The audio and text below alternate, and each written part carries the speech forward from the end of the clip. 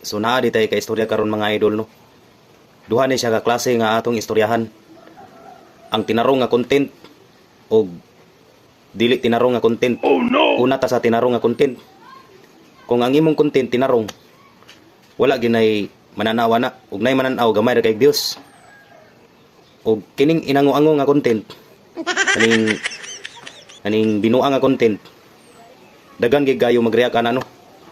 So siguro kung ako'y pag-istoryahon mi daw sa 100% nga tao diri sa Pilipinas, 90% ang angu-anguhon nga tao no dire. So 10% lang nga content nga tarong. Basta gay nga magbuhat tag content nga inangu-ango, dagan gid malingaw. Kung ikaw papilion, unsa man imong pilion anang duha?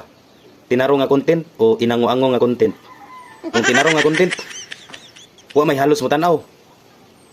Pero kung binuang nga content or maghubo pa gada sa kadalanan, magdagan-dagan ka, ay kana surbol gyud, dagang gigay mananawa na no.